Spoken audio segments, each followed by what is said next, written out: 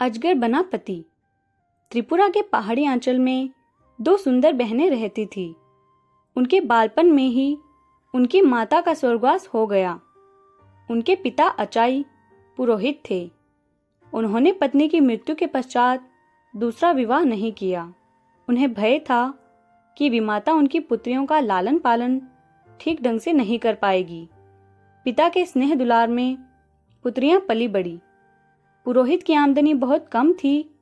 वह झूम खेती, स्थान बदलकर की जाने वाली खेती के द्वारा आजीविका कमाता था।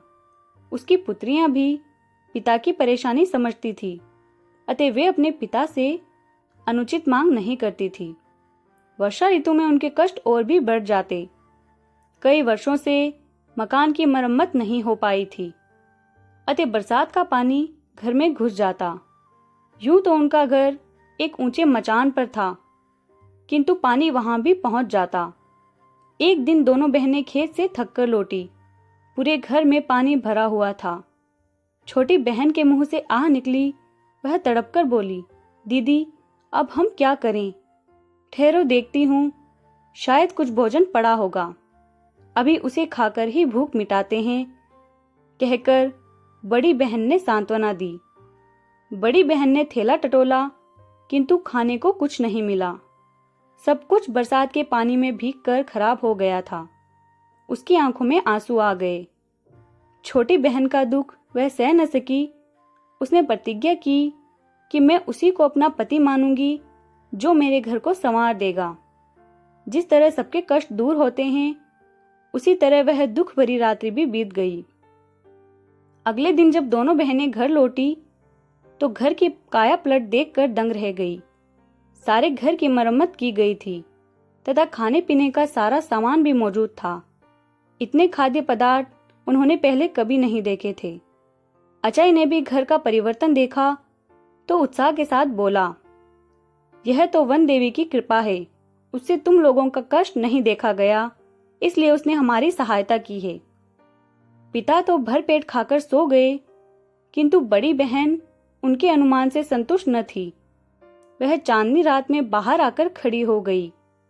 तभी उसकी नजर एक विशालकाय अजगर पर पड़ी। वह अजगर उनके घर से निकलकर जा रहा था। बड़ी बहन ने उसी क्षण निर्णय ले लिया कि वह अजगर को ही अपना पति मानेगी। उसे पूरा विश्वास था कि उनके घर की दशा संवारने में अजगर का ही हाथ है। छोटी बहन के लाख समझाने पर भी वह अकेले खाना खाने नहीं बैठी। तब हार कर छोटी बहन ने अपने जीजाजी को पुकारा, कुमुई कुमुई, जीजाजी जीजाजी, खाना खाने आइए। यह आवाज सुनते ही अजगर घर में आ पहुंचा। दोनों बहनें उसके विशाल स्वरूप से घबरा गई, किंतु वह शांति से भोजन करके लौट गया। यह क्रम काफी समय तक चलता रहा। एक दिन पुरोहित को पता चला तो वह आग बबूला हो उठा। उसकी सुंदरी पुत्री एक अजगर को पति माने, यह उसे स्वीकार न था। जब बड़ी बेटी खेत पर गई तो उसने छोटी बेटी से कहा, तुम रोज की तरह जीजाजी को पुकारो। छोटी ने समझा कि शायद उससे मिलना चाहते हैं। उसने फिर हांक लगाई, कुमुई कुमुई। अजगर जो ही मचान के पास पहुंचा, आड़ में छिपे पुरोहित ने तेज हथियार से उसके टुकड़े टुकड़े कर दिए। छोटी फूट फूट कर रोने लगी। बड़ी बहन ने जब अपने अजगर की मृत्यु का समाचार सुना तो वह दुखी हो गई। कुछ ही दिनों में उसके मन में अजगर के प्रति प्रेम भाव जाग गया था। उससे वियोग की कल्पना से वह भयभीत हो उठी। बिना एक शब्द कहे वह नदी की ओर चल दी। छोटी बहन भी उसके पीछे चल दी। बड़ी ने आंखें बंद की और रोती रोती नदी के पानी में उतरती चली गई। बेचारी छोटी उसे पुकारती रही, मत जाओ दीदी, मत जाओ दीदी।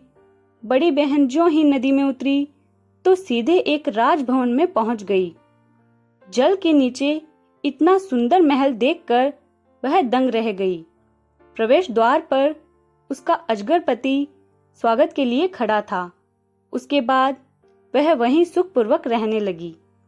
कहानी पसंद आई हो तो लाइक, शेयर एंड सब्सक्राइब करें।